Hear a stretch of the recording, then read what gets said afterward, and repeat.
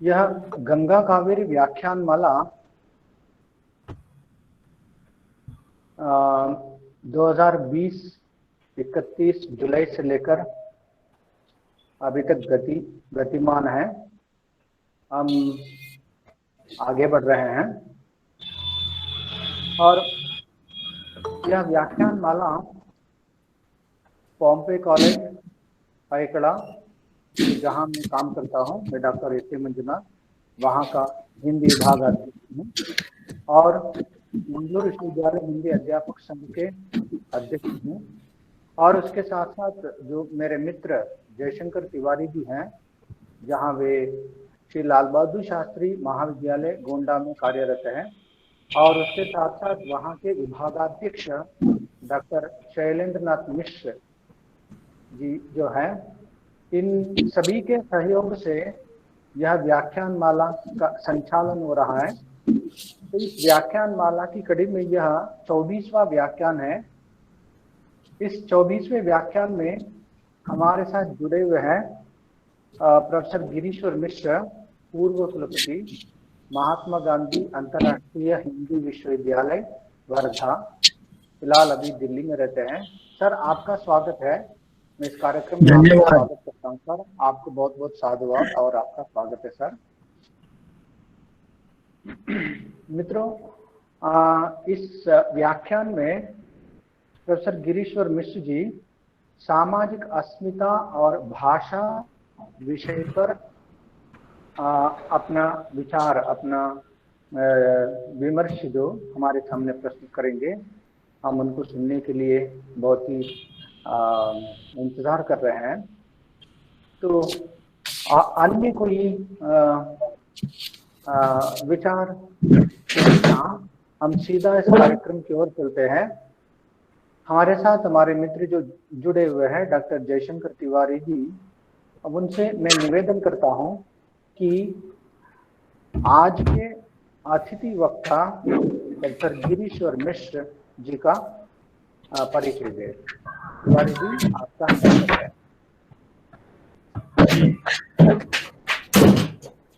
बहुत बहुत धन्यवाद मित्र डॉक्टर ए.के. मंजुनाथ जी।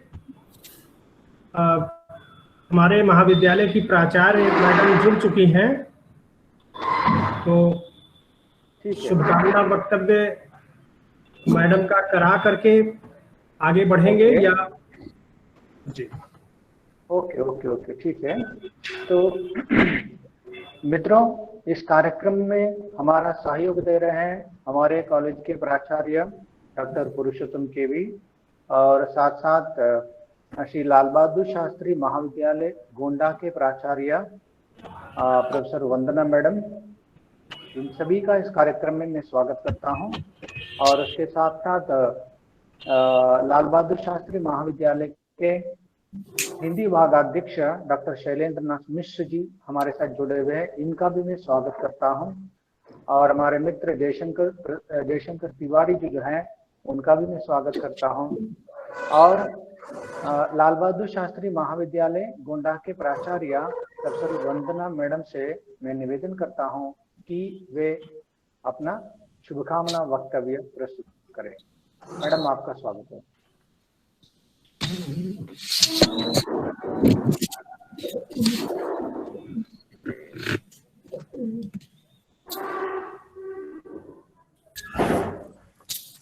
सभी उपस्थित लोगों को सादर नमन।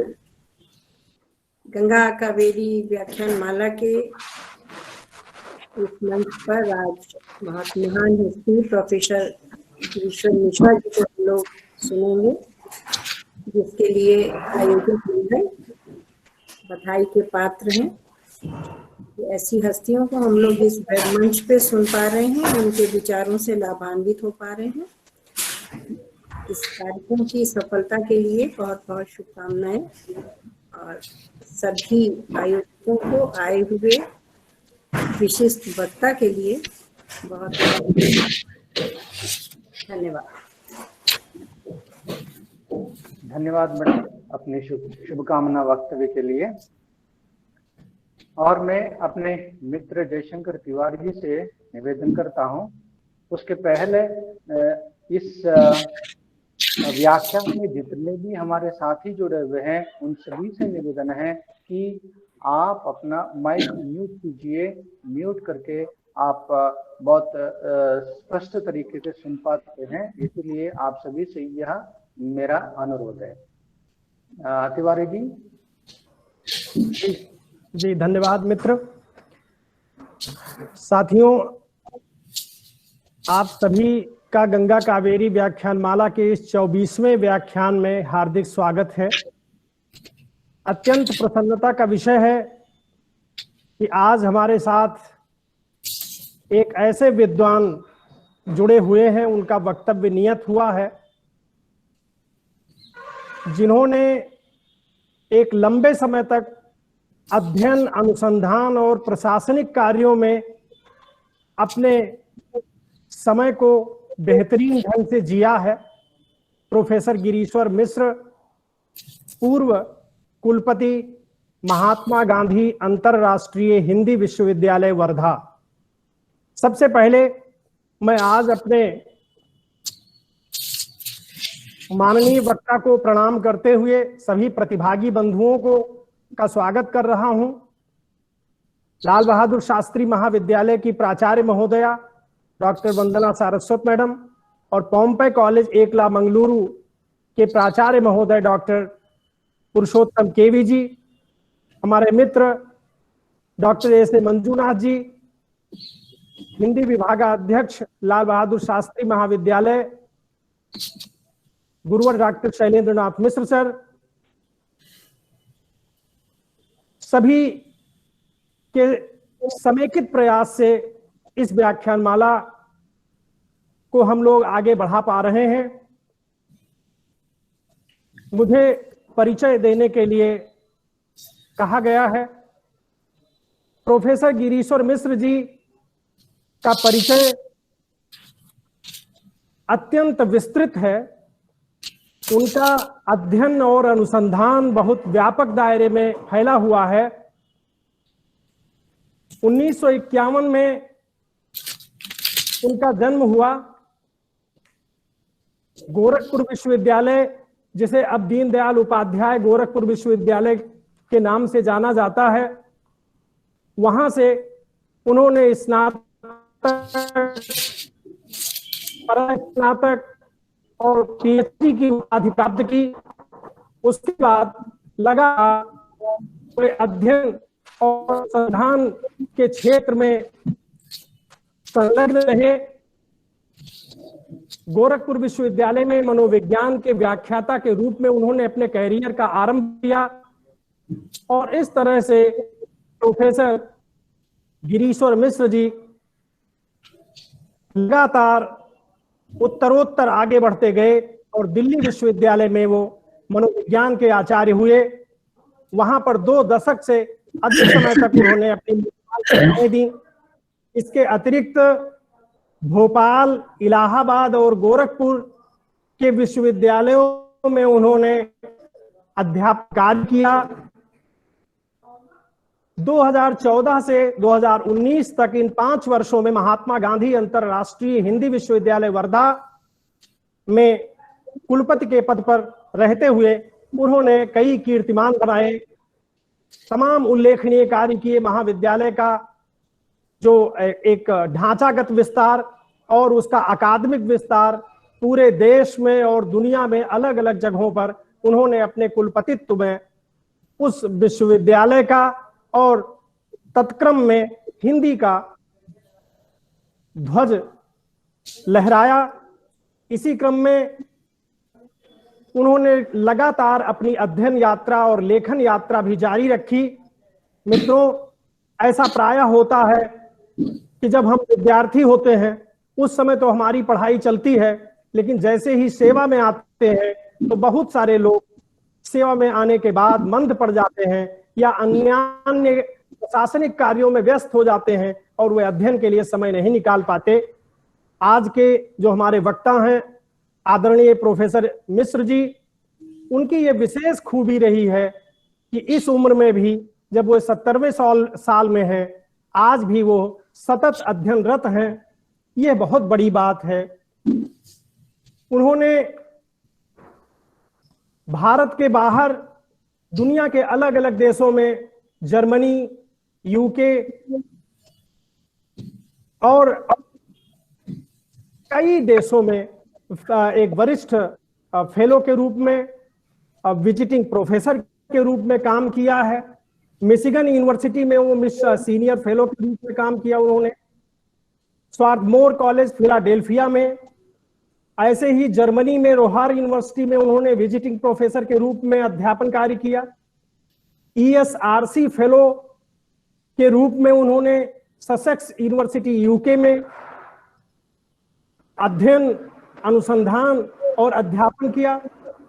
इसी क्रम में उनको अलग अलग अकादमिक कार्यों के लिए पुरस्कार प्राप्त हुए, जिसमें ढेर सारे पुरस्कार हैं। मध्य प्रदेश सरकार द्वारा उन्हें पुरस्कार दिए गए, भारत सरकार द्वारा उन्हें पुरस्कार प्रदान किए गए। इसके अलावा उन्होंने राष्ट्रीय और अंतर्राष्ट्रीय जर्नल्स में ढेर सारे उल्लेखनीय रिसर्च आर्टिकल लिखकर विद्वानों का ध्यान अपनी ओर आकर्षित किया। American psychologist, international journal of psychology, psychology and developing societies and international journal of behavioural development. इसी तरह से ICSSR में वो 6वें अंक के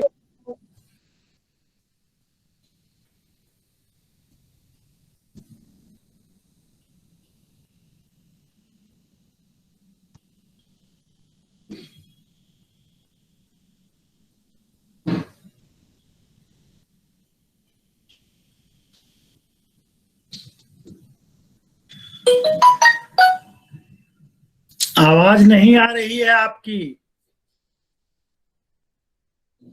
अनम्यूट करिए। आप अनम्यूट कीजिए। तिवारी जी, आप अनम्यूट कीजिए। तिवारी जी,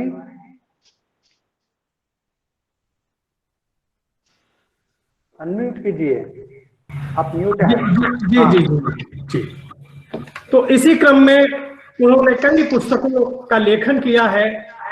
होने और न होने का सच, हिंदी भाषा और समाज, हिरना समझ बूझ बल चरना, भारत में शिक्षा, चुनौतियां और अपेक्षाएं, ये बहुत महत्वपूर्ण हिंदी में लिखी गई किताबें हैं। इसके अलावा दर्जनों उनकी हिंदी और अंग्रेजी में पुस्तकें हैं। सबसे बड़ी बात कि अमेरिका, रूस, चीन, जर्मनी, इंग्लैंड, तमाम देशों में जाकर के यात्राएं की उन्होंने, साहित्यिक सांस्कृतिक यात्राएं, अनुसंधान के सिलसिले में यात्राएं की, और आज भी वह लगातार लेखन और शोध कार्य में लगे हुए हैं। ऐसे शख्सियत को मैं प्रणाम करता हूं इस मंच से, और हम अत्यंत आनंद का अनुभव कर रहे हैं कि वो हमारे साथ हैं। आज वो भाषा अस्मिता, सामाजिक अस्मिता और भाषा विषय पर अपना वक्तव्य प्रस्तुत करेंगे। मैं बहुत थोड़ा सा बताया है, ढेर सारा आपको गूगल पर मिल जाएगा, नेट करेंगे आप तो सबके बारे में ढेर सारी जानकारी मिल जाएगी। इसी के साथ मैं अपनी वाणी को विराम दूंगा। बहुत बहुत धन्यवाद डॉक्टर एस ए मंजुनाथ जी, जो आपने मुझे समय दिया परिचय देने के लिए।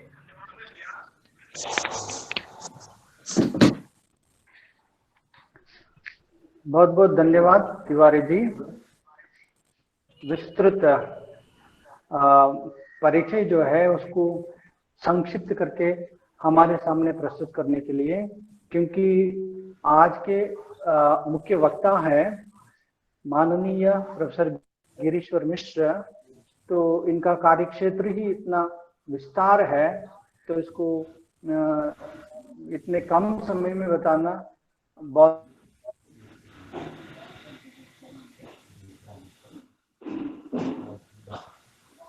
धन्यवाद। तो आप सभी से निवेदन है, जैसे कि आप अपना माइक म्यूट करके रखिए और सर जी को आप अच्छी तरह से सुन पाएंगे।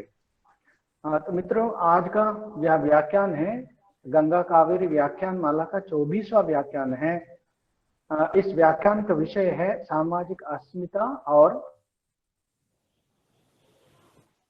बिना किसी जो भूमिका से मैं सीधा आदरणीय प्रोफेसर गिरीश्वर मिश्र जी से निवेदन करता हूं, जो पूर्व कुलपति है महात्मा गांधी अंतर्राष्ट्रीय हिंदी विश्वविद्यालय के, कि वे आप आज का वक्तव्य हमारे सामने प्रस्तुत करें। सर, आपका बहुत बहुत स्वागत है सर।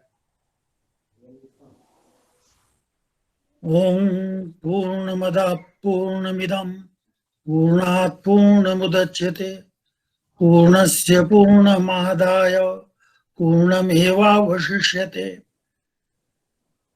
प्रिय मंजुनाथ जी, शैलेंद्र जी, जयशंकर जी और यहाँ उपस्थित सभी मित्रों, मैं आप सबका हार्दिक अभिवादन करता हूँ। गंगा कावेरी व्याख्यानमाला में जुड़ करके मुझे बड़ी प्रसन्नता हो रही है। अभी तक कई ऐसे प्रमुख विद्वानों ने इस श्रृंखला में अपने विचार रखे हैं और विभिन्न पक्षों के ऊपर हम लोगों का ज्ञानवर्धन किया है। इस पहल के लिए मैं मंजुनाथ जी और सभी मित्रों को विशेष बधाई का यह संदेश देना चाहता हूं कि इसी प्रकार आप आगे बढ़ते रहें। यह बहुत अच्छा एक उपक्रम आपने शुरू किया है और बार बार मैं आपको बधाई देता हूं। मित्रों, हमने जिस विषय का आज की चर्चा के लिए प्रस्ताव रखा है उसका संबंध भाषा से है और समाज से है। हम सब लोग समाज में जीवन प्राप्त करते हैं, समाज में जीते हैं और इस जीवन का जो नाना प्रकार का कार्य है उसको संपादित करने में भाषा कितनी महत्वपूर्ण है यह कहने की आवश्यकता नहीं है। हम सब लोग उसका अनुभव करते हैं। बहुत सारे जो जीवन के व्यापार हैं वो सब भाषा के माध्यम से ही होते हैं और भाषा को लेकर के भारतीय चिंतन तो बहुत ही गंभीर रहा है और यहाँ तक कहा गया कि सब कुछ भाषा से ही दिखाई पड़ता है। सर्वम शब्देन भाषते। शब्द कितने महत्वपूर्ण हैं और शब्द जिनसे बनते हैं उनको तो हमने अक्षर कह दिया, जो कभी समाप्त ही नहीं होता है और अक्षर ब्रह्म की साधना भी की जाती है। तो इस तरह का चिंतन जहां पर भाषा के बारे में हुआ है और जिस चिंतन के हम उत्तराधिकारी हैं, जो बड़ी बारीकी से भाषा के विभिन्न पक्षों का व्याख्यापन करने के लिए प्रसिद्ध है और भाषा हमारे लिए एक बड़ी ऐसी रचनात्मक उपलब्धि है जो मनुष्य के सारे आविष्कारों के ऊपर है। आप भाषा को हटा दें और फिर देखें दुनिया कैसी रहेगी। भाषा हमें अतीत तक भी पहुंचा देती है, वर्तमान कार्य का कैसे संपादन किया जाए उसका निर्देश भी देती है और भाषा हमें अपने भविष्य के बारे में सोचने का अवसर भी देती है। कल्पना भी भाषा में होती है, इतिहास के बारे में भी हम भाषा से ग्रहण करते हैं और वर्तमान में तो भाषा का प्रयोग करते ही करते हैं। तो भाषा की उपस्थिति जो है वो निरंतर बनी हुई है। मानव जाति और मानव सभ्यता के विकास में भाषा बड़ी ही महत्वपूर्ण भूमिका अदा करती रही है। और भाषा के बहुत सारे रूप हैं। भाषा की एक प्रकृति के ऊपर जो चर्चा होती है उसका एक अंश यह भी है, कम से कम आधुनिक जो विचारक हैं भाषा के बारे में जो सोचते हैं, उनका कहना है कि भाषा जो है वह एक सामाजिक उपलब्धि है, अर्थात हम व्यवहार में उसका उपयोग करते हैं और भाषा विशेष रूप से जो उसका अर्थ है वह तो प्रयोग सिद्ध होता है। तो भाषा समाज के व्यवहार में पैदा होती है और समाज के द्वारा पोषित होती है। यह तो एक पक्ष हुआ, भाषा की भूमिका है ये। दूसरी ओर भाषा जो है वह समाज को देती भी बहुत कुछ है, समाज को जोड़ने का भी कार्य करती है। लेकिन इस प्रक्रिया में उसकी भूमिका सामाजिक परिवेश से कुछ इस प्रकार नियंत्रित होती है कि भिन्न भिन्न क्षेत्रों में भिन्न भिन्न प्रकार की भाषाएं हैं। कहते हैं कि पूरे विश्व में लगभग 7,000 के करीब भाषाएं हैं और पूरे विश्व को जो राष्ट्र राज्य नेशन स्टेट की जो अवधारणा है उसके अनुसार आप लगभग 200 देश मान लीजिए कि हैं, लगभग इतने के करीब देश आज है विश्व में। तो अब आप यह अनुमान लगाइए कि 200 देशों में अगर सब एक एक अपनी राष्ट्रभाषा रखें तो 200 हुई, और बाकी जो सारी भाषाएं हैं उनकी क्या स्थिति होगी, हजारों की जो संख्या में है, तो उनका तो एक्सक्लूजन हो ही जाएगा, बहिष्कार होगा ही, एक को आप प्रमुखता देंगे। तो यह एक बड़ी विचित्र स्थिति है। इतनी विविधता है भाषा के विभिन्न रूपों में और उनके प्रयोग की जो परिस्थितियां हैं, जो क्षेत्र हैं जिनमें उनका प्रयोग होता है, उसका परिणाम यह होता है कि भाषाओं का आपस में उनकी प्रयोग की क्षमता के आधार पर एक ऊपर नीचे का क्रम बन जाता है, एक हायरार्की बन जाती है। कुछ भाषाएं प्रभुत्वशाली हो जाती हैं, डोमिनेंट हो जाती हैं, अधिक बल उनको प्राप्त हो जाता है, और कुछ भाषाएं जो हैं वो नीचे रह जाती हैं। भाषाओं के बीच में भी आपस में द्वंद्व शुरू हो जाता है। और भाषा की शक्ति जो है वह यह है कि वह उस समाज या समुदाय को जोड़ने का काम करती है। और चूंकि भाषा के आधार पर जो हम संचार करते हैं, अपना मंतव्य प्रकट करते हैं, अपना कार्य सिद्ध करते हैं, दूसरों से जुड़ते हैं, और यह सब उसी समाज में होता है जो उस भाषा विशेष का प्रयोक्ता है। तो उस भाषा का महत्व उस समाज में होता है।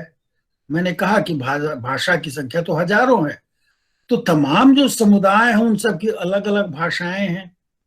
अब यह जो भाषाओं का जो पर्यावरण है वह बहुलता वाला है, भिन्नता वाला है, विविधता वाला है। यह एक बड़ा महत्वपूर्ण रेखांकित करने की बात है। और भाषा की बहुलता कितनी है ये हम सब जानते हैं। इतना ही नहीं है कि बहुत सारे देशों का नाम जो है भाषाओं के नाम पर है।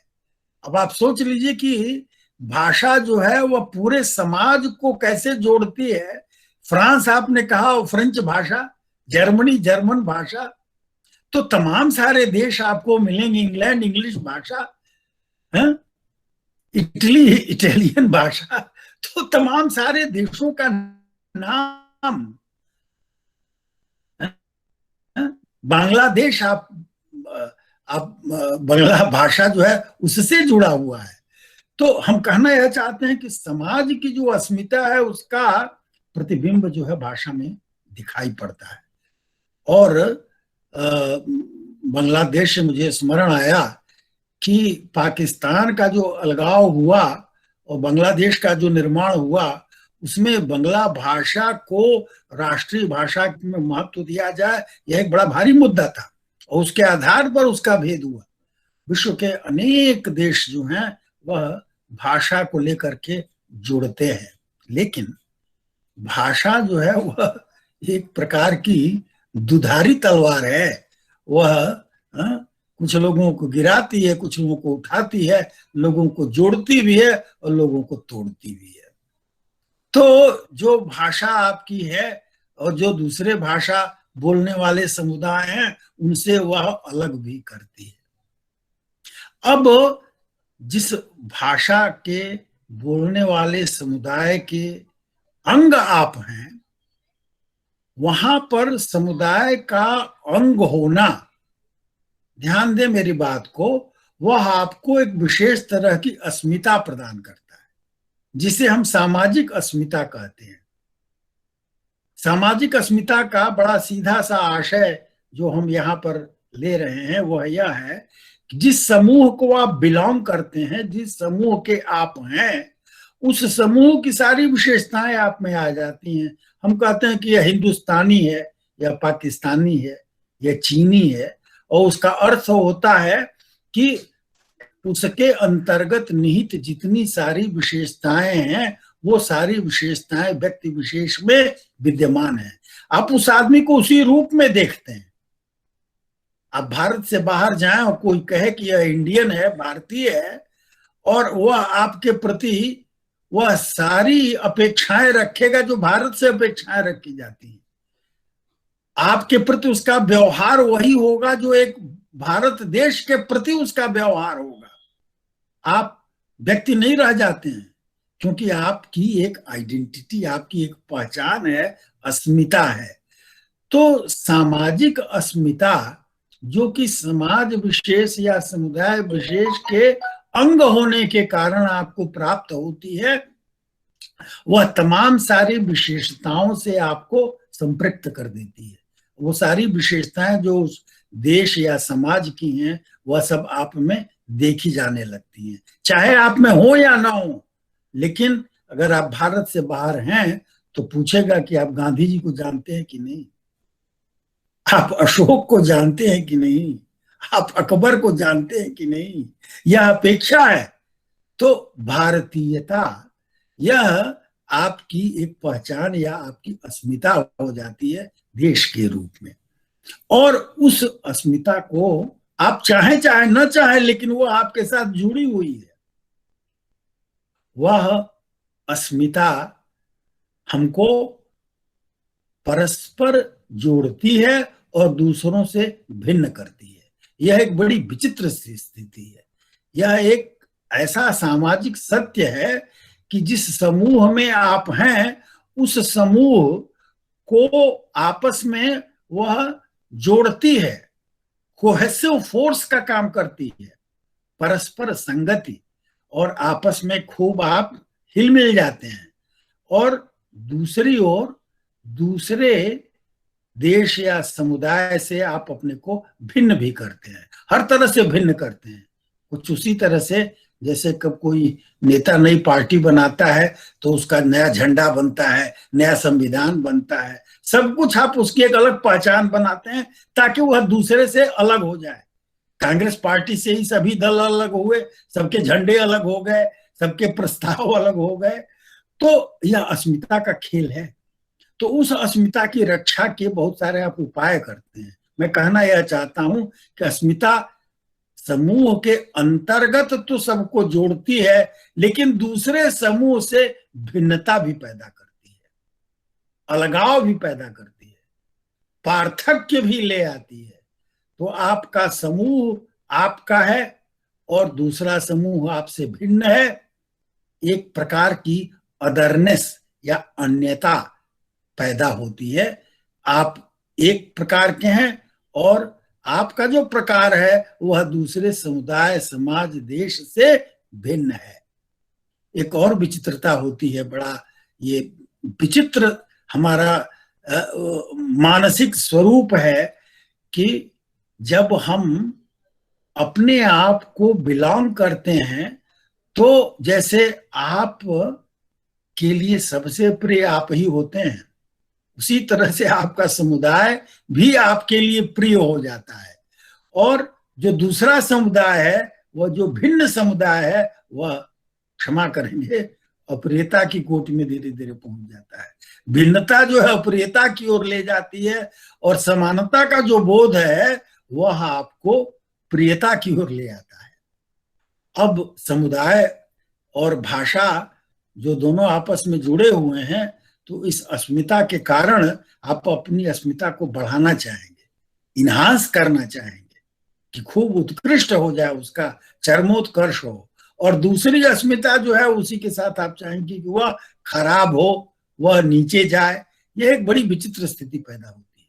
सामाजिक अस्मिता का यह एक ऐसा प्रस्ताव है जो हमने सीखा है और ऐसे हम बनाते हैं।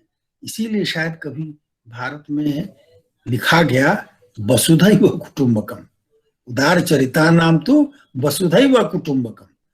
तो अगर आप कुटुंब में, हर आदमी की चिंता आदमी करता है, कुटुंब का जितना पूरा परिधि है उसमें जो सदस्य आते हैं वो सभी आपके ध्यान के पात्र होते हैं। दूसरी ओर जो भिन्न समुदाय है, जो कुटुंब से बाहर है, उसकी चिंता आप नहीं करते। लेकिन कुटुंब में तो उदार के लिए तो कहा गया कि सारा विश्व ही जो है वह एक घर हो जाए, एक गांव हो जाए, एक देश हो जाए। तो मनुष्यता का यह भाव जो चरम उत्कर्ष है, जो सर्वव्यापी है, सबका समावेश कर सके, यह तो एक बहुत बड़ी बात है, बहुत बड़ी कल्पना है।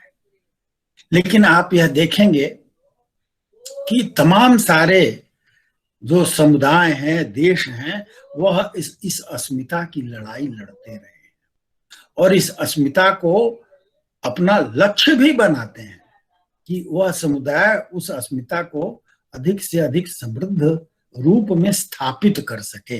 यह उसकी चेष्टा होती है और इसके लिए वह प्रयासरत रहता है। तो मित्रों, अस्मिता के निर्माण में भाषा की बड़ी प्रमुख भूमिका होती है, यह एक बात हम कहना चाहते हैं। क्योंकि भाषा जो है वह भिन्न भिन्न कार्यों को सिद्ध करती है, और जब यह नहीं हो पाता है तो द्वंद्व पैदा होते हैं, कठिनाई पैदा होती है, और तरह तरह के विवाद भी पैदा होते हैं, संघर्ष पैदा होते हैं, हिंसा पैदा होती है। मैं विस्तार में न जाकर के कहूंगा कि बहुत सारे देशों के बीच युद्ध हुए हैं इस आधार पर, और अपने देश में भी भाषा को लेकर के बहुत सारे आंदोलन हुए हैं। जब भी ऐसा लगा कि कोई भाषा साम्राज्यवादी दृष्टि से आगे बढ़ रही है, इस भय के कारण उसका विरोध होता है और उसके कारण संघर्ष पैदा होता है, मनोमालिन्य पैदा होता है और भेद जो है वह अधिक बढ़ जाता है। यह एक तथ्य है जो कि हमारे सामाजिक जीवन में पर्याप्त गंभीर रूप से विद्यमान है। तो सामाजिक अस्मिता और भाषा एक दूसरे से ऐसे गुथे हुए हैं। भाषा सामाजिक अस्मिता को स्थापित करती है और सामाजिक अस्मिता जो है वह भाषा को भी प्रभावित करती है। इनका पारस्परिक संबंध है। कौन पहले है कौन बाद में है यह कहना बड़ा मुश्किल है। ऋग्वेद में आता है कि तमाम तरह की भाषाएं, तमाम तरह के धर्मों का पालन करने वाले लोग यहाँ पर मौजूद थे। मैं जिस तथ्य की ओर आपका ध्यान आकृष्ट करना चाहता हूं वो यह है कि अगर भिन्न भिन्न भाषा बोलने वाले हैं, भिन्न भिन्न समुदाय हैं जिनकी अपनी अलग अलग अस्मिता है, तो वह जीवन कैसे जिए, उनके लिए क्या मॉडल हो सकता है, किस तरह से ऐसा पद्धति के निर्माण में, ऐसी पद्धति के निर्माण में हम आगे बढ़ें, ऐसी शैली में हम आगे बढ़ें ताकि एक दूसरे को सुशोभित करें। परस्परम भावयन्तः श्रेयमवाप्नुः। तो यह परस्पर भावित करने की जो प्रवृत्ति है वह कैसे आएगी, यह हमारी समस्या है, अपने देश की समस्या है, पूरे विश्व की भी यह समस्या है कि कैसे ऐसा संभव हो, इसका क्या मॉडल हो सकता है, क्या संभावना हो सकता है। आइए थोड़ी हम अपनी भाषा की जो परिस्थिति है उसके ऊपर चर्चा करें। जैसा कि हम सब जानते हैं कि भारत में भी भाषा की प्रचुर विविधता उपलब्ध है और जितने भाषा परिवार हैं, 4-5 भाषा परिवार के प्रतिनिधि रूप में हमारे पास भाषाओं का प्रचुर भंडार जो है मौजूद है। बहुत सारी ऐसी भाषाएं हैं जिनकी अपनी लिपि है और जिनका बड़ा समृद्ध साहित्य है। हम सब जानते हैं 8वीं अनुसूची जो संविधान की है उसमें 22 भाषाओं का नाम है और एक प्रकार से वे सभी भाषाएं ऐसी हैं जो कहा जा सकता है और जो प्रयोग में भी आती हैं वो राजभाषाएं भी हैं, भिन्न भिन्न राज्यों में उनका उपयोग किया जाता है। और इसके अलावा और तमाम सारी भाषाएं हैं, कुछ की लिपियां हैं और बहुत सारी ऐसी भी भाषाएं हैं जिनकी लिपियां नहीं है। इन भाषाओं के बीच में संबंध भी भिन्न भिन्न प्रकार का है।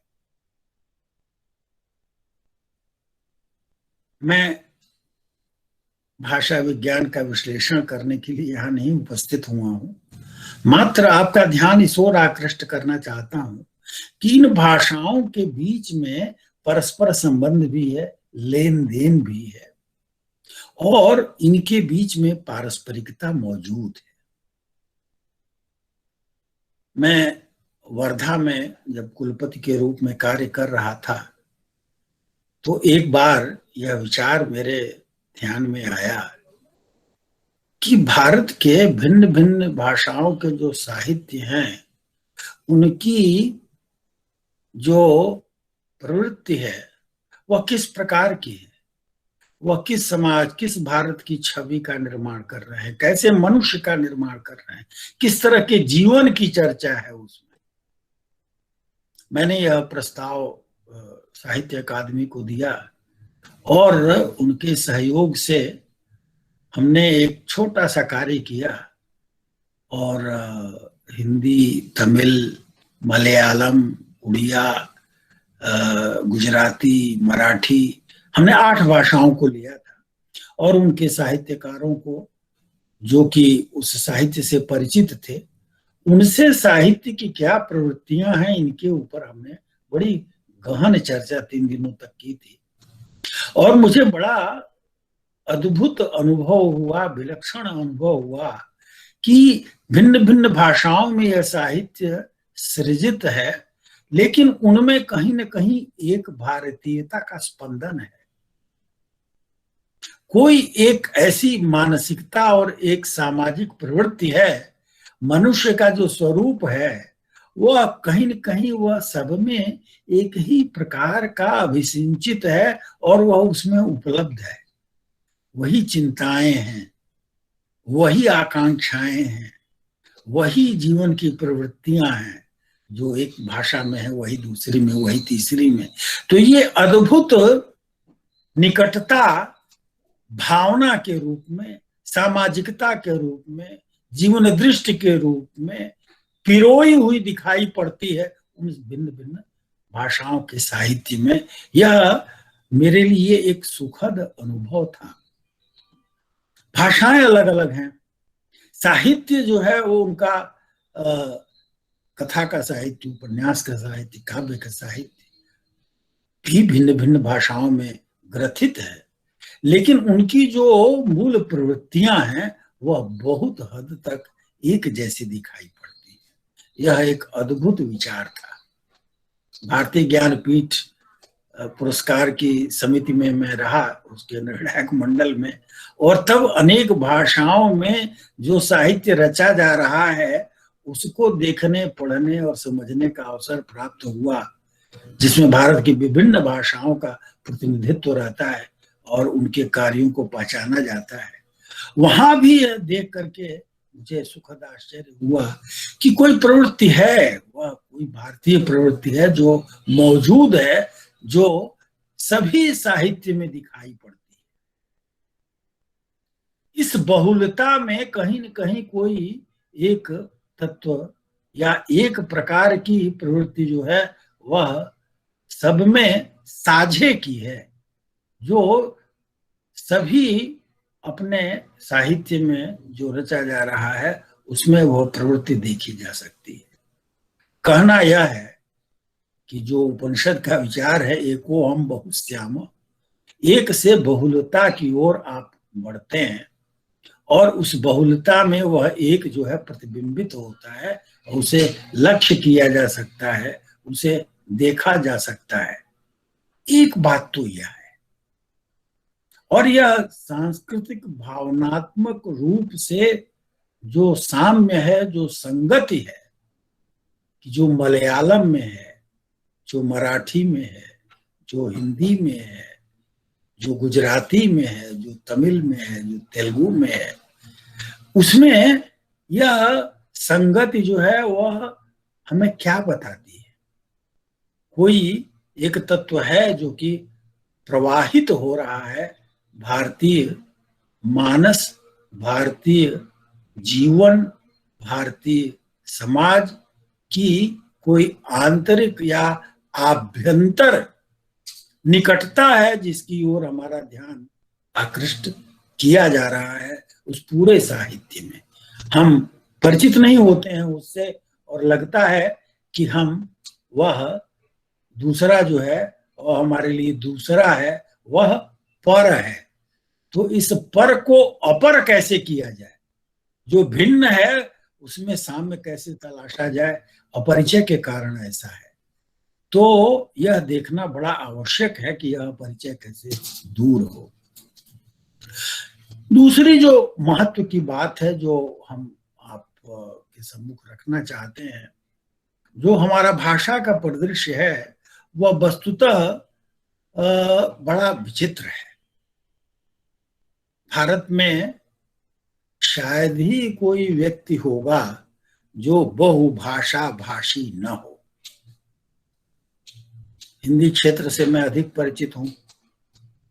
घर के अंदर कोई व्यक्ति भोजपुरी बोलता है या ब्रज भाषा बोलता है या अवधी बोलता है या मैथिली बोलता है या फिर मगही बोलता है और राजस्थानी भी बोलता है, कुमायूनी भी बोलता है। संपर्क के लिए बाजार में और शिक्षा के क्षेत्र में भी वह हिंदी का उपयोग करता है, और राष्ट्रीय स्तर पर भी और अंतरराष्ट्रीय स्तर पर भी वह अंग्रेजी का उपयोग करता है। तो वह अंग्रेजी का भी उपयोग करता है, क्षेत्रीय राष्ट्रीय भाषा का भी उपयोग करता है, और जनपदीय जिसे आप बोली कहें, भाषा कहें, जो भी कहें, वह घर में उपयोग करता है। तो वह, और इसके अलावा कई व्यक्ति ऐसे भी हैं जो कि मंजुनाथ जी हैं जो अपनी भाषा जो है वह भी बोलते हैं, हिंदी भी बोलते हैं, अंग्रेजी भी बोलते हैं, कई भाषा जानने वाले हैं। तो बहुभाषिकता भारतीय स्वभाव में है, और हिंदी खड़ी बोली के रूप में अस्मिता को स्थापित करने के लिए प्रयुक्त होती है, और जो बोलियां हैं जिनका इतिहास खड़ी बोली से भी प्राचीन है, ब्रज हो, अवधी हो, भोजपुरी हो, आप सूरदास और कबीरदास और तुलसीदास और जायसी और मीरा, इन सबको हिंदी का अंग मानते हैं।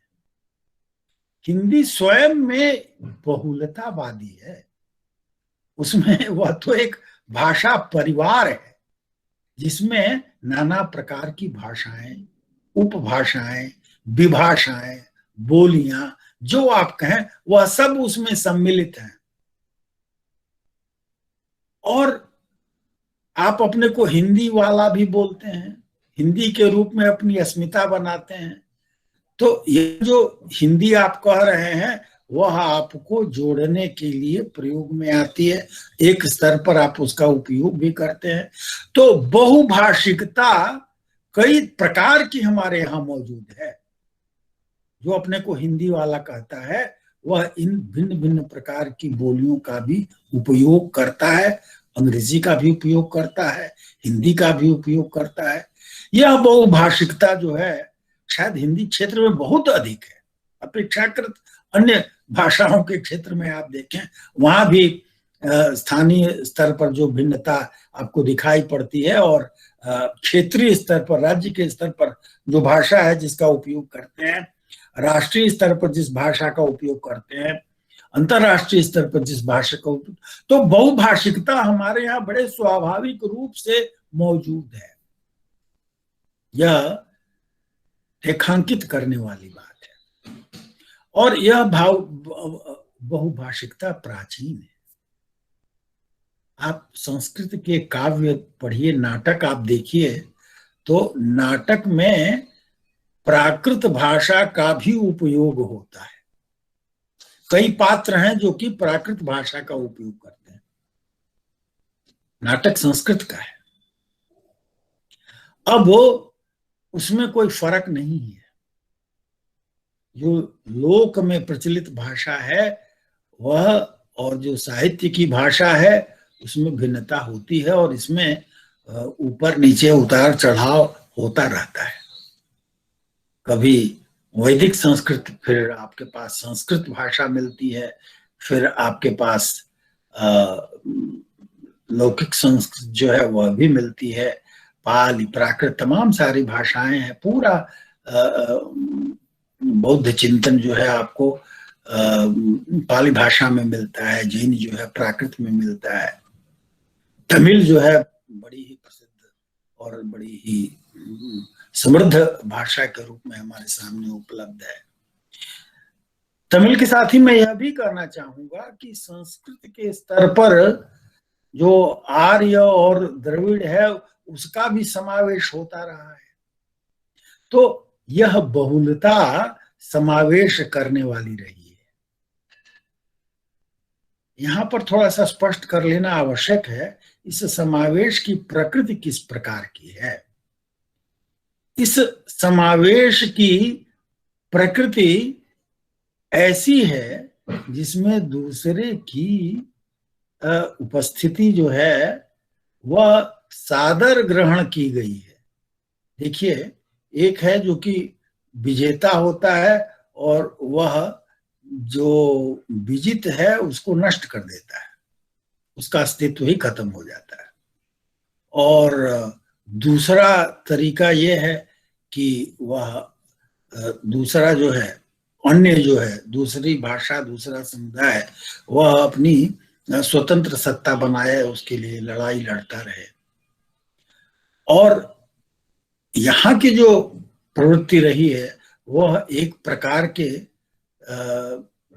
समाकलन की, एक प्रकार के इंटीग्रेशन की पद्धति रही है, जहां पर उन दूसरी प्रवृत्तियों को भी शामिल किया जाता है और जो हमारे संस्कारों में संस्कृत के जो विभिन्न पक्ष हैं उन सब में दिखाई पड़ती है। और यह बहुलता जो है, जैसा कि मैंने हिंदी के क्षेत्र को, हिंदी भाषी समाज को बहुलता उसके स्वभाव में मौजूद है। मैं जो बात कहना चाहता हूं वह यह है कि बहुलता हमारे लिए कोई लड़ाई का एक ब्याज कभी नहीं रहा। यह बहुलता स्वाभाविक रूप से हमारे जीवन में मौजूद थी और बहुत सारे शक आए, हूण आए, तमाम सारे जो किरात, जाने क्या क्या जातियां हैं वो सब आई, उनका प्रभाव आपने आत्मसात किया। स्वाभाविक रूप से जो अंश था वह लिया।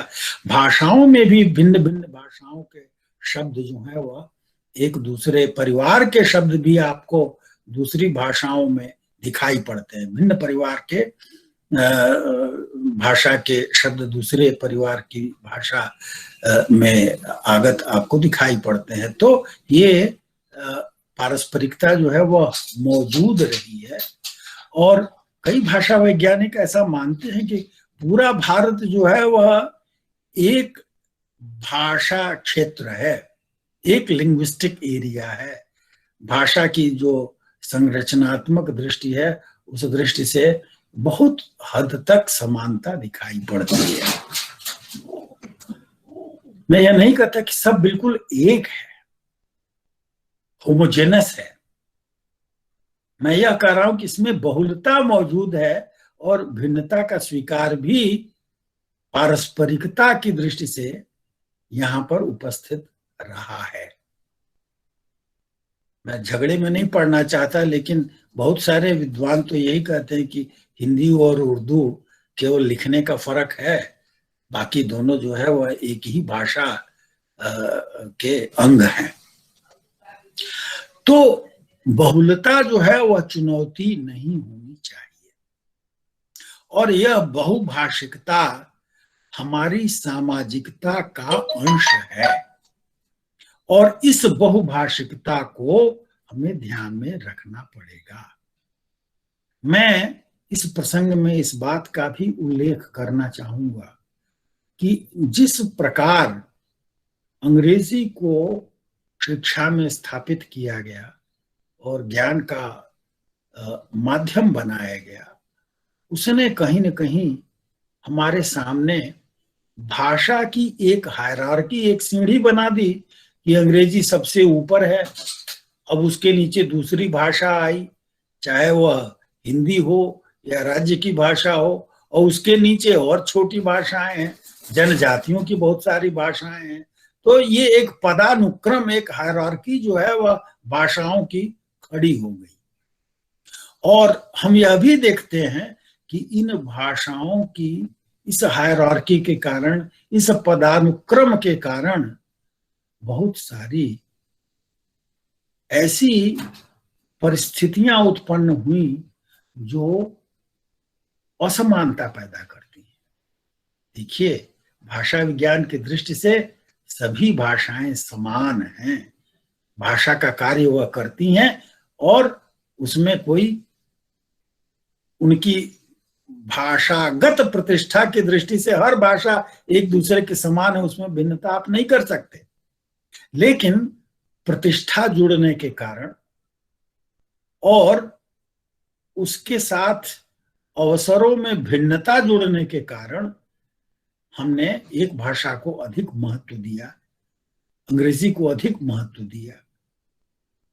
आपको बहुत सारे नौकरियों में प्रवेश जो है वह अंग्रेजी के बिना प्राप्त नहीं हो सकता था, और यह परंपरा आज भी प्रचलित है। अब भाषा का जो क्षेत्र है वह जो सबसे ऊपर वाली भाषा है उसका बहुत बड़ा व्यापक क्षेत्र है, उससे नीचे उससे छोटा क्षेत्र है, उससे नीचे उससे छोटा क्षेत्र है। तो यह जो बहुस्तरीयता है वह सामाजिक प्रतिष्ठा और शक्ति और वर्चस्व के साथ जो है वह जुड़ गई है। हम अभी हाँ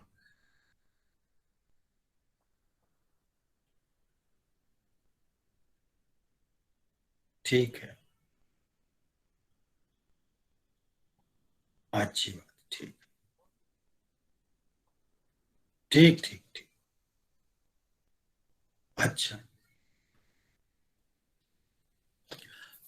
तो यह जो भाषा की प्रतिष्ठा और उसके वर्चस्व का जो वितरण है वह भिन्न भिन्न भाषाओं के लिए भिन्न भिन्न प्रकार का है। और यहाँ पर यह भी हमारे लिए कठिनाई पैदा करने वाला विषय हो जाता है कि इन भाषाओं का जो हमारी सांस्कृतिक संपदा है, जो ज्ञान की हमारी अपनी एक बड़ी विशाल अगाध संपदा है, उसके साथ हमारा क्या संबंध है, इसको भी प्रश्नांकित कर देती है। और सामाजिक अस्मिता की रचना किस प्रकार की होती है, वह भी उस वर्चस्व से प्रभावित होती है। अब उस वर्चस्व का ही परिणाम है कि हम अब हिंदी के बाद इंग्लिश का प्रयोग करने लगे हैं। हिंदी में अनावश्यक रूप से अंग्रेजी के शब्दों का हिंदी की जो रचना पद्धति है उसमें हम परिवर्तन करने लगे हैं। तो ये किस प्रकार से प्रतिष्ठा और अवसर भाषा के प्रयोग को प्रभावित करते हैं और इसका संबंध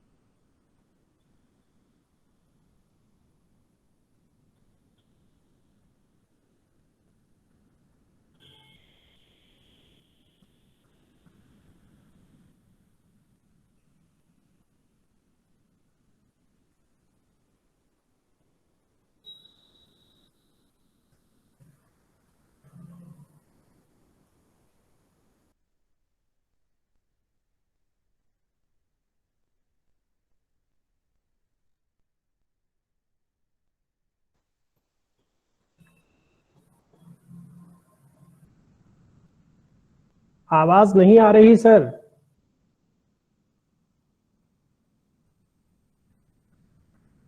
आवाज आवाज नहीं आ रही है सर की।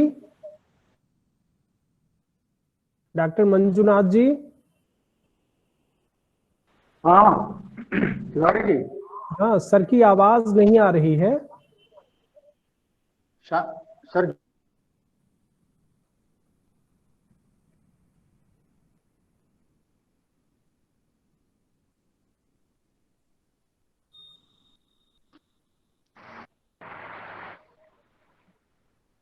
सर जुड़े हुए हैं या देखिए। हाँ मैं वही देख रहा हूँ, लेफ्ट हो गए हैं सर लग रहा है। हाँ कुछ तकनीकी बाधा आई है।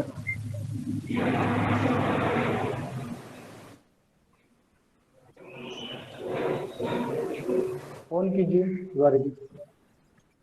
अब आ रही है आवाज।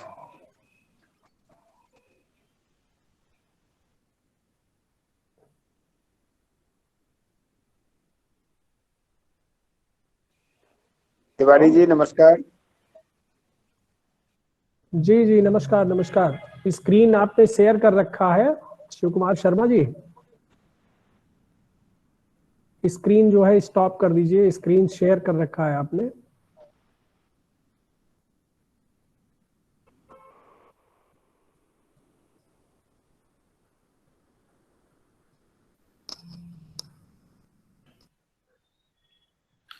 ज्वाइन सर ज्वाइन हो गई जी। ये हाँ सर, कुछ तकनीकी बाधा आई है। मैं अपनी बात पूरा करना चाहूंगा। जी जी हाँ। स्वागत है सर। सर इंटरनेट के अभाव में संभव नहीं था। आवाज आ रही है? हाँ सर बोलिए सर। अच्छी बात है। तो भाषाओं की जो यह स्थिति है, अगर आप दक्षिण एशिया में भूटान को देखें, नेपाल को देखें, पाकिस्तान को देखें, वहां सब इसी प्रकार की स्थिति पैदा हो रही है। वहां भी अंग्रेजी और वहां की भाषा में इसी प्रकार का ये वर्चस्व का, तो बांग्लादेश में भी यह स्थिति है। तो यह एक विचित्र स्थिति है जिसमें हम इस समय मौजूद हैं। और यहाँ पर एक प्रकार की भाषा का जो आधिपत्य है और जिसके कारण भिन्न भिन्न भाषाओं के उपयोग की परिस्थिति जो है वो सीमित हो जाती है, उसके कितने प्रकार के परिणाम हैं हम आसानी से देख सकते हैं। चाहे कानून व्यवस्था का प्रश्न हो, स्वास्थ्य का प्रश्न हो, ज्ञान विज्ञान में आगे बढ़ने का प्रश्न हो, यदि आप अपनी मातृभाषा का उपयोग नहीं करते हैं तो कठिनाई पैदा होती है।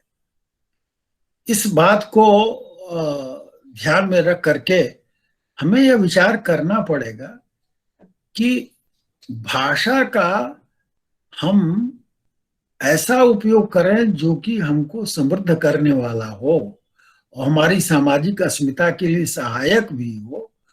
वह एक बड़ी भारी चुनौती हमारे सामने है और इसके लिए आवश्यक होगा कि हम अपनी शिक्षा में बहुभाषिकता को ले आए और आरंभ आप मातृभाषा से करें और बिल्कुल जो उसकी अपनी मातृभाषा है, अगर वह जनजातीय क्षेत्र का बच्चा है तो उसको उस भाषा में आरंभ में शिक्षा दी जाए।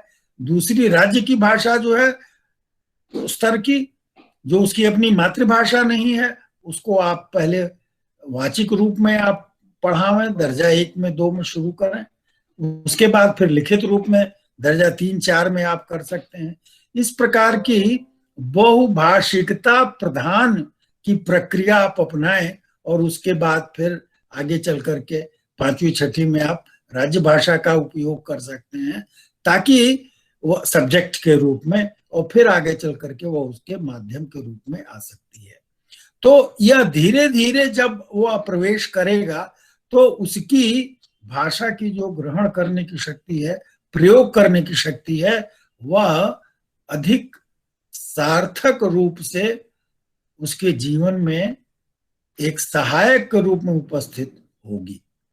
तो यह तो एक शिक्षा का प्रश्न हुआ।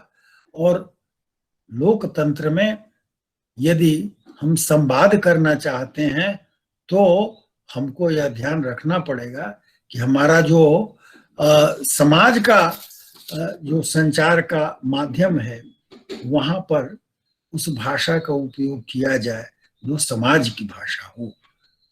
महात्मा गांधी का उल्लेख करना आवश्यक है। आज से लगभग 100 वर्ष पूर्व उन्होंने पूरे भारत का दौरा किया था और उन्होंने जो मूलतः गुजराती भाषी थे, हिंदी भाषा का उपयोग करके भिन्न भिन्न भारत के क्षेत्रों में संपर्क साधा था। यह संभव हो सका था और उनके लेखन में यह बात कई बार आई है कि वह भाषा राष्ट्रभाषा के रूप में जो सरकारी कामकाज की भाषा हो सके, संपर्क भाषा हो सके, उनके लिए जो कुछ शर्तें हो सकती हैं उसका भी विस्तार में उन्होंने उल्लेख किया है और यह बात रखी है कि उसमें जिन अपेक्षाओं की चर्चा की जाती है वो हिंदी में उपलब्ध है और उस दृष्टि से हिंदी का प्रचार प्रसार होना चाहिए। स्वयं गांधी जी ने राष्ट्रभाषा प्रचार परिषद की स्थापना की थी। वह इस बात से कन्विंस्ड थे, इस बात को उन्होंने स्वीकार किया। और यह देखें आप कि हिंदी का आरंभ जो है हिंदी क्षेत्र में नहीं, बाहर, चाहे वो शारदा चरण मित्र हो, केशव चंद्र सेन हो, चाहे वह राजगोपालाचारी हो, चाहे सुभाष चंद्र बोस हो, इसमें बहुत सारे नाम हैं जो कि राष्ट्रभाषा प्रचार परिषद की जो प्रथम समिति बनी थी उसके सदस्य थे वर्धा में। और गांधी जी ने अपने बेटे को भेजा कि दक्षिण भारत में जाओ और हिंदी का प्रचार करो। दक्षिण भारत हिंदी प्रचार सभा का आरंभ हुआ। तो देश को जोड़ने के लिए, सामाजिक अस्मिता के लिए हिंदी का प्रयोग करना उचित माना जाता था और स्वतंत्रता संग्राम के अवसर पर इसका काफी समर्थन भी हुआ, और जो संविधान सभा की बैठक थी उसमें काफी चर्चा के उपरांत हिंदी को राजभाषा का अवसर दिया गया। यह हम देखते हैं कि इस प्रस्ताव के बाद फिर यह ध्यान में रख करके कि किसी को कोई कष्ट न हो, चूंकि भारत में पहले अंग्रेजों का राज था और अंग्रेजी भाषा के रूप में प्रचलित थी, तो कहा गया कि अंग्रेजी जो है वह सह राजभाषा के रूप में कार्य करेगी, एसोसिएट का नाम दिया गया। लेकिन वस्तुतः वह एसोसिएट नहीं, मुख्य बनी रही, आज भी बनी हुई है। तो जो मूल कागज होता है, आदेश होता है, वो अंग्रेजी में होता है। नीति का जो दस्तावेज होता है वो अंग्रेजी में होता है, उसका अनुवाद हिंदी में किया जाता है। पूरा जो राजभाषा का विभाग है सरकार का, उसका जो उद्देश्य है वह केवल अनुवाद उपलब्ध कराना है, और वह अनुवाद भी इतना जटिल और कठिन होता है कि उसको समझना आपके लिए सामान्यतः संभव नहीं होता है, और उसके लिए अंग्रेजी पढ़ करके उसका अर्थ आपको लगाना पड़ता है। यह दुर्भाग्य है। हमने बहुत प्रयास भी किया है, हमने तकनीकी शब्दावली आयोग बनाया, लाखों शब्दों का निर्माण हुआ है, उसका उपयोग नहीं हो पा रहा है। और उसका कारण यह है कि वह लोक प्रचलित शब्दावली नहीं है।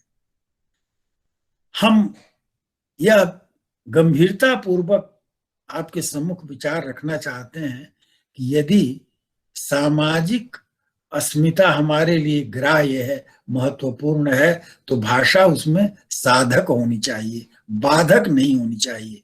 वह हिंदी ही स्वीकार्य होगी जो कि आसानी से ग्रहण की जा सके। वह हिंदी ऐसी होगी जो लचीली हो, जो अन्य भाषाओं के शब्दों को जो प्रचलित हैं आसानी से ले सके और जो सबके निकट पहुंच सके। तो उसमें अभिव्यक्ति की क्षमता जितनी अधिक होगी उतनी ही अधिक उसकी स्वीकार्यता भी होगी। और यह हमारे लिए हमेशा ध्यान रखने की बात है कि हिंदी का जो साम्राज्यवादी या वर्चस्ववादी प्रभुतावादी कोई रूप रखना मैं समझता हूं एक वास्तविकता से मुंह मोड़ना होगा, क्योंकि वास्तविकता यह है कि भारत बहुलतावादी है। स्वयं हिंदी ही एक अनेक भाषाओं का समुच्चय है। आप तुलसीदास, कबीरदास, रैदास और जितने आपके भक्त कवि हैं उन सबको बाहर कर दीजिए तो हिंदी तो बड़ी गरीब हो जाएगी। मैं समझता हूं कि हिंदी की समृद्धि उसकी बहुलता में है, और पारस्परिक जो संबंध भाषाओं का हो सकता है उसको हमको समृद्ध करने की आवश्यकता है। भाषा हमारी सामाजिक अस्मिता की शक्ति होनी चाहिए, वह संघर्ष का माध्यम नहीं होनी चाहिए। यह विचार मैं आपके सम्मुख रखना चाहता हूं। इसी को कभी कभी कहा जाता है विभिन्नता में एकता। मैं इस तरह की शब्दावली का उपयोग नहीं करना चाहता। मैं यह कहूंगा कि यह बहुलता जो है वह स्वयं में आनंदवर्धक है, इसे स्वीकार करने की आवश्यकता है। यह कोई हेमोजेनाइटी सबको लाद करके एक ही रंग में रंग दीजिए, ऐसा कोई उद्देश्य इसका नहीं होना चाहिए। और भारत तो एक महाजाति है जिसे कि हम सभी अंश हैं, सभी अवयव हैं, और उसकी अस्मिता भिन्न भिन्न क्षेत्रों से आती है। यह स्वीकार करके ही देश भी समृद्ध होगा, भाषाएं भी समृद्ध होंगी, और एक भाषा दूसरे के लिए सहायक हो और उसका कैसे लाभ लिया जाए यह विचार करना आवश्यक है, न कि एक भाषा को दूसरे का विकल्प बना दिया जाए। मैं इन शब्दों के साथ आपके प्रति हार्दिक आभार व्यक्त करता हूं, और हम इस दिशा में विचार करें कि हम विभिन्न भाषाओं के बीच में पारस्परिकता कैसे ला सकते हैं। यदि हम सामाजिक एकता को बढ़ाना चाहते हैं तो भाषिक विविधता को स्वीकार करना पड़ेगा और उस भाषिक विविधता का लाभ उठाना पड़ेगा, न कि उसे एक चुनौती के रूप में स्वीकार करें। बहुत बहुत धन्यवाद। सर आपका बहुत बहुत धन्यवाद। इस गंगा कावेरी व्याख्यान माला में एक अत्यंत महत्वपूर्ण वक्तव्य प्रस्तुत करने के लिए मैं आपको हृदय से बहुत बहुत धन्यवाद प्रकट करता हूं। सर आपका बहुत बहुत धन्यवाद।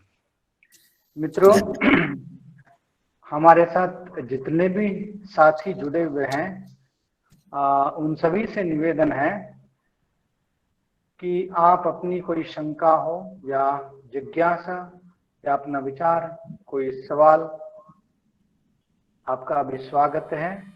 आप अपना माइक अनम्यूट कीजिए और अपना विचार व्यक्त कर सकते हैं। आपका स्वागत है। आदरणीय, मैं डॉक्टर गंगा प्रसाद शर्मा गुणशेखर बोल रहा हूँ जी।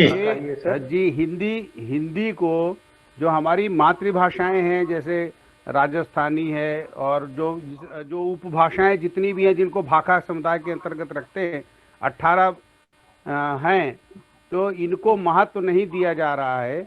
अगर लोग कहते हैं कि इनको महत्व देने से हिंदी को खतरा होगा, तो आपको क्या लगेगा? हमसे बहुत सारे लोग, हम भाखा पत्रिका निकालते हैं तो बहुत सारे लोग शंका प्रकट करते हैं कि आप हिंदी की अपेक्षा अवधि पर ज़्यादा जोर देने लगे हैं, और इससे वो खतरा भी महसूस करते हैं कि इस तरह कोई भोजपुरी की पत्रिका निकालेगा, कोई उस तरह से राजस्थानी, मारवाड़ी, मेवाती, जयपुरी निकालेगा, कोई बघेली की निकालेगा, तो हिंदी की शक्ति कमजोर होगी। आपको क्या लगता है आदरणीय?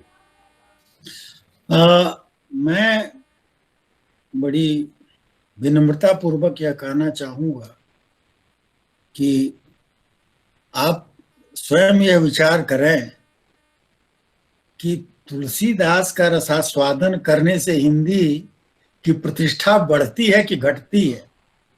मीरा और सूरदास और रसखान और जैसी को पढ़ करके आपको आनंद मिलता है या नहीं मिलता है? मैं समझता हूं कि कोई हिंदी वाला यह कहने की हिम्मत नहीं रखेगा कि इन सबको हिंदी से बाहर कर दीजिए। हिंदी की समृद्धि इनके द्वारा होती है। तो यदि उस समय समृद्धि हो सकती थी जब छापाखाना नहीं था इतना, जब इस तरह की सुविधाएं नहीं थी, तो मैं समझता हूं कि यदि ये भाषाएं समृद्ध होती हैं तो उनसे हिंदी को बल मिलेगा। मैं समझता हूं कि इस तरह का खतरा जो लोग कहते हैं वह राजनीति करते हैं, और मुझे लगता है कि यह स्वाभाविक विकास है और यह होना चाहिए। और भोजपुरी में लिखना और उसका जो स्वाद है वह आप लें। आप ये देखें कि भारत के बाहर सूरीनाम में, मॉरिशस में, ट्रिनिडाड में, जहां जहां हिंदी है उसका जो स्वरूप है, चाहे वह फिजी बात हो, नेताली हो, उन सब में आप पाएंगे कि ये जो बोलियां हैं वो अभी भी जीवित हैं और उनका स्वाद जो है वह उनके अधिक निकट है। और यदि हिंदी का आप विकास चाहते हैं तो आपको यह स्वीकार करना पड़ेगा कि ये जितनी भी सरिताएं हैं ये सब बहें और उनका प्रवाह जो है वह निरंतर आगे बढ़ना चाहिए, और उनको विचार पूर्वक हमें समृद्ध करने की आवश्यकता है। ये एक स्वाभाविक जो विभिन्न भाषाओं का विकास है। अब आप ब्रज को देखें या भोजपुरी को देखें, उनका पुराना भाषा के विकास का जो उद्गम का जो स्वरूप है, तो वो आप पाएंगे कि वो पहले से मौजूद हैं और हिंदी उनसे कमजोर तो नहीं होती है। कबीरदास का गायन तो आजकल मैं देख रहा हूँ इतने भिन्न भिन्न रूपों में अब कबीर को लोग गा रहे हैं, प्रस्तुत कर रहे हैं कि अद्भुत समा बन रहा है। तो उसकी अनुभूति जो है वो समृद्ध करने वाली है। बहुत सुंदर सर, मुझे बहुत संबल मिला आपसे। मैं भी यही मानता हूँ, और इसलिए मैं हिंदू संचेतना पत्रिका ग्वांगडोंग विश्वविद्यालय से निकलती है, अंतर्राष्ट्रीय पत्रिका, मेरी उसका प्रधान संपादक हूँ। उसके साथ मैंने ये शुरू किया है भाका पत्रिका अवधि में। तो आज तो आपसे बहुत बल मिला मुझे, और हिंद संचेतना पत्रिका में सबसे पहला संदेश आपने दिया था। मैं बहुत आभारी हूँ आपका। प्रणाम सर। धन्यवाद। प्रणाम प्रणाम सर जी। गंगा प्रसाद शर्मा जी, आपका बहुत बहुत धन्यवाद। और कोई मित्र अपनी जिज्ञासा या अपना प्रश्न यहाँ इस पटल पर रखना चाहते हैं तो उनका स्वागत है।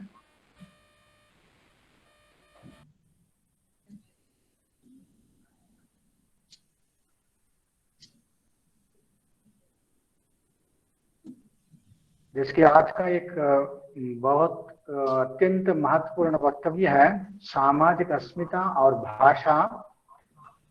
जिस प्रकार भाषा सामाजिक अस्मिता का प्रतीक है और हमारे संस्कृति का प्रतीक है, इन सभी महत्वपूर्ण विषयों पर आदरणीय गिरीश्वर मिश्र जी ने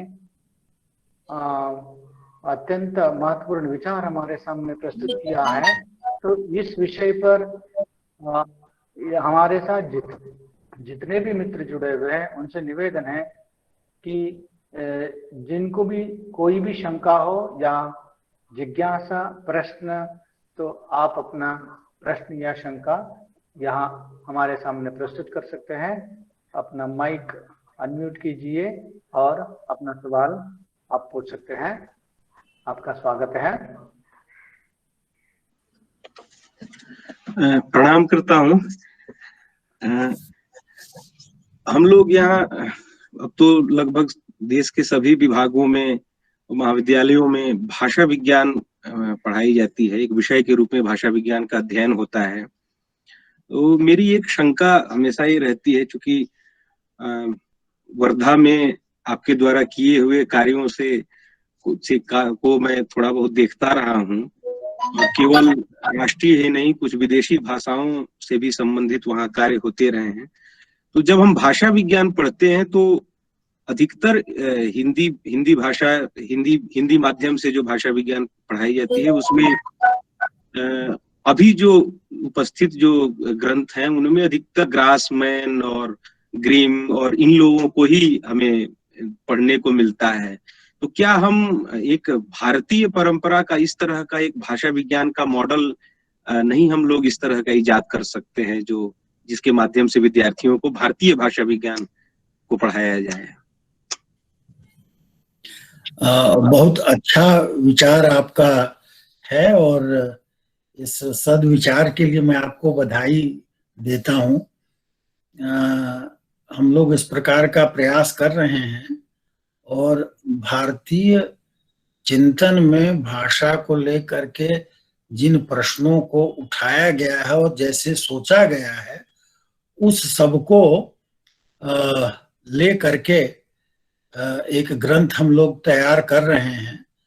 और जैसा कि आप जानते हैं, अभी एक गोष्ठी महात्मा गांधी अंतर्राष्ट्रीय हिंदी विश्वविद्यालय के तत्वावधान में संपन्न हुई थी, जिसमें भारतीय भाषा चिंतन के विभिन्न पक्षों को लिया गया था।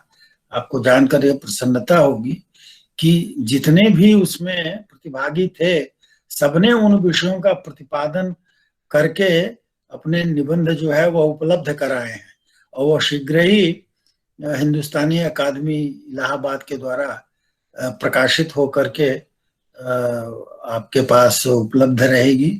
और ये एक गंभीर विषय है कि भाषा का स्वरूप, शब्दार्थ, वाक्य और जो भाषा के प्रयोजन हैं, उन सबको लेकर के जो बड़ा सूक्ष्म चिंतन हुआ है वह हमारी दृष्टि से ओझल हो गया है और लोग उसको जानते भी नहीं है, उधर ध्यान भी नहीं देते हैं।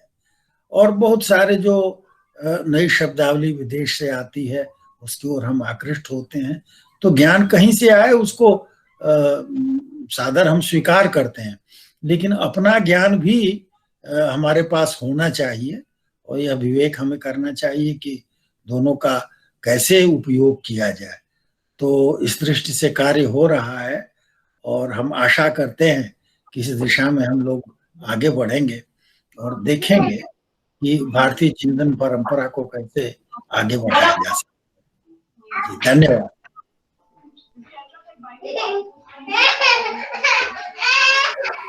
सर, यह एक सच में ही एक अत्यंत महत्वपूर्ण उपक्रम है सर। और अन्य कोई मित्र अपना विचार प्रस्तुत करना चाहे?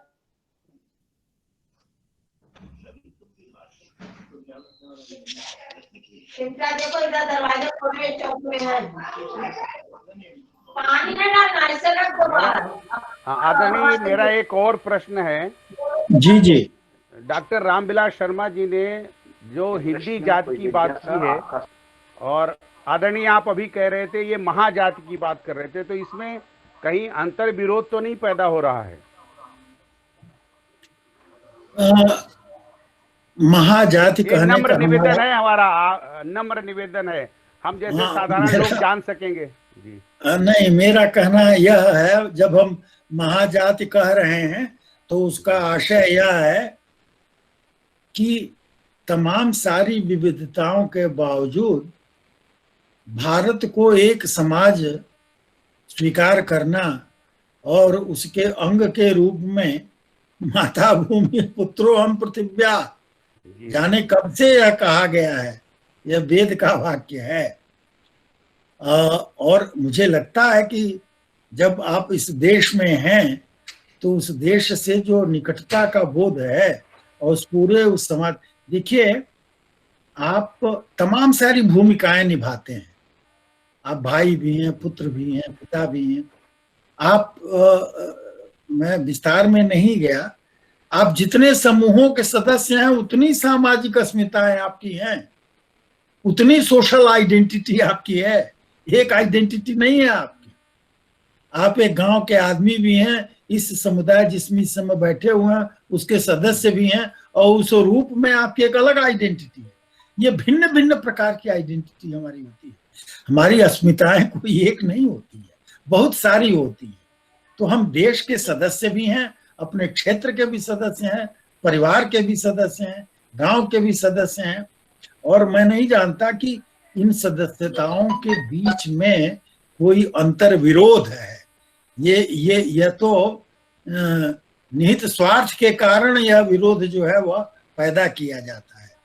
आप एक समय में एक अस्मिता के अनुसार आचरण करते हैं, इस समय आप गंगा कावेरी व्याख्यानमाला के अंश के रूप में व्यवहार कर रहे हैं। तो यह जो है भारत से आपका विरोध थोड़ी है, या आपकी अपनी जाति से विरोध थोड़ी है। महाजाति से हमारा अर्थ यही है, इस देश के सदस्य के रूप में, नागरिक के रूप में यह एक गौरव का बोध है जो होना चाहिए। वह अस्मिता भी आपकी है। इससे बढ़िया हमको उत्तर नहीं मिल सकता था। प्रणाम, बहुत बहुत आभार आपका, बहुत सुंदर ढंग से आपने समझाया। और ये प्रायः अंतर विरोध के रूप में लिया जाता है, जैसे आप जैसे बड़े व्यक्तित्व ही इस बात को समझा भी सकते थे कि ये हिंदी जाति भी उसी में अंतर्लीन हो जाती है जिस महाजात की बात आप करते हैं। ये बड़ी बात है।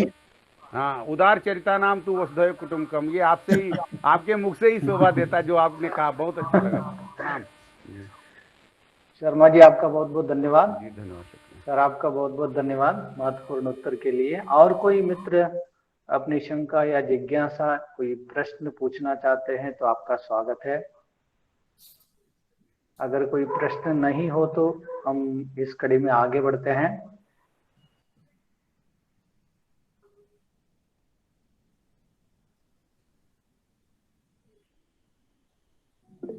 कोई भी मित्रों, यह गंगा कावेरी व्याख्यान माला का यह 24वां व्याख्यान है। सामाजिक अस्मिता और भाषा, प्रोफेसर गिरीश्वर मिश्र जी का, जो आदरणीय पूर्व कुलपति है, महात्मा गांधी अंतर्राष्ट्रीय विश्वविद्यालय के वर्धा के पूर्व कुलपति हैं। और इसी महीने इस महीने की एक विशेषता यह है कि इसी महीने में और एक पूर्व कुलपति जी का व्याख्यान संपन्न हुआ है। प्रोफेसर जी गोपीनाथन जी का, जो केरला में रहते हैं, उनका व्याख्यान पिछले हफ्ते संपन्न हुआ है। और अगले हफ्ते हमारा ये 25वां व्याख्यान है, रजत व्याख्यान है। उसमें महात्मा गांधी अंतर्राष्ट्रीय विश्वविद्यालय के वर्तमान कुलपति प्रोफेसर रजनीश कुमार शुक्ल जी हमारे साथ जुड़ने वाले हैं।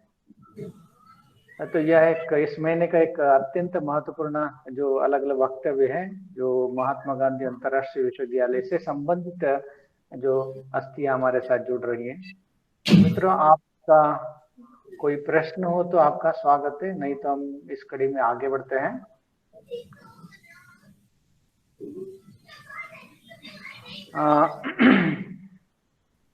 यह इस व्याख्यान माला का 24वां व्याख्यान है। हमारे इस व्याख्यान में हमारे साथ जुड़े हुए हैं प्रोफेसर गिरीश्वर मिश्र जी। हमारा निवेदन इन्होंने स्वीकार किया और हमारे साथ जुड़े रहे।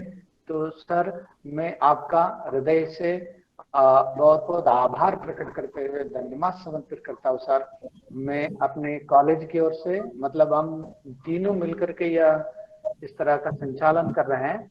पॉम्पे कॉलेज आईकड़ा मंगलूर जो कर्नाटक में है, और उसके साथ साथ मंगलूर विश्वविद्यालय हिंदी अध्यापक संघ जिस संघ का मैं अध्यक्ष हूँ, और उसके साथ श्री लाल बहादुर शास्त्री महाविद्यालय गोंडा।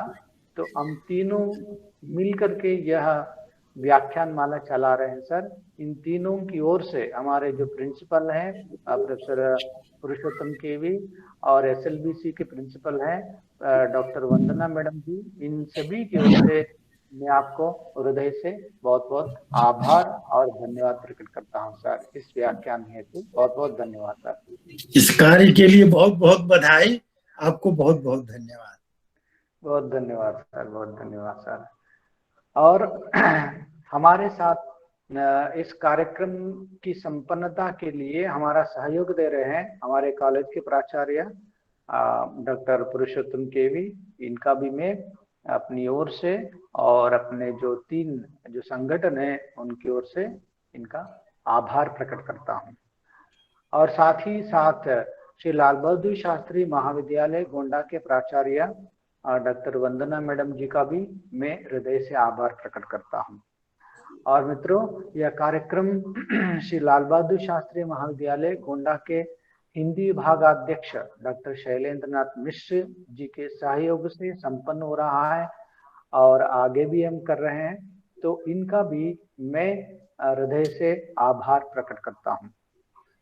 और यह कार्यक्रम हमारे मित्र, जो मैं यहाँ दक्षिण में कर्नाटक में मंगलूर में बैठा हूँ, और जो हमारे मित्र उत्तर प्रदेश में गोंडा में बैठे हुए हैं डॉक्टर जयशंकर तिवारी, मैं इनका भी हृदय से आभार व्यक्त करता हूँ इस कार्यक्रम में सहयोग देने के लिए।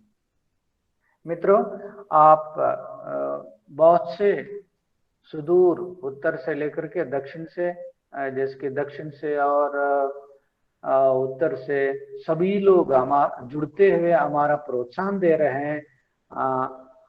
जो हिंदी के सभी प्राध्यापक बंधु, हिंदी प्रेमी, हिंदी साहित्य प्रेमी और शोधार्थी इस व्याख्यान में हमारे साथ जुड़ रहे हैं, इन सभी का मैं